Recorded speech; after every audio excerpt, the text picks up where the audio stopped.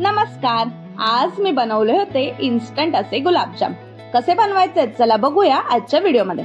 त्याच्यासाठी मी इकडे चितळेंचं गुलाबजामुन मिक्स घेतलं होतं. आता हे 200 ग्रॅम वजनाचं होतं आणि मागे सगळे इन्स्ट्रक्शन्स लिहिलेले असतात की कसं बनवायचंय. सगळ्यात आधी मी त्याच्यामधली पावडर जी आहे ती एका बोलमध्ये काढून घेतली, हाताने छान अशी मिक्स करून घेतली आणि मग त्याच्यामध्ये मी हळूहळू पाणी घालून ते मळून घेतलेलं आहे. इकडे मला एक अराउंड 100 ते 125 ml इतकं पाणी लागलेलं आहे. खूप पाणी घालून पण मळायचं नाहीये.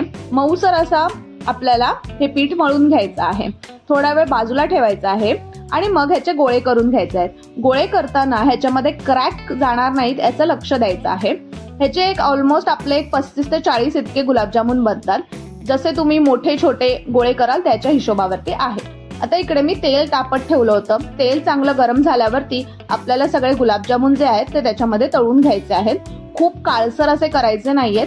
एक खरपूस लालसर रंग आल्यावरती आपल्याला गुलाबजामुन जे आहेत ते काढून घ्यायचे आहेत. आता इकडे सगळे गुलाबजामुन आपले तळून झालेले आहेत. आता आपण पाक बनवूया. इकडे मी 400 ग्रॅम इतकी साखर घेतलेली आहे आणि तितकंच पाणी घातलेलं आहे. तुम्हाला कमी गोड हवा असेल तर तुम्ही कमी गोड करू शकता, पण जितकी साखर घ्याल तितकंच पाणी घालायचं आहे. एक उकळी आल्यावर त्याच्यामध्ये वेलचीची पावडर आणि केसर घातलेला आहे आणि परत उकळून घेतलेला आहे.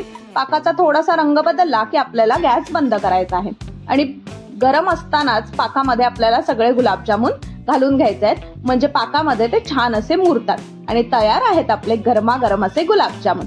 तुम्हाला व्हिडिओ आवडले असल्यास नक्की लाईक करा, चॅनलला सबस्क्राईब करा आणि कमेंटमध्ये मला नक्की सांगा. Okay bye. भेटूया नवीन अशा एका व्हिडिओमध्ये.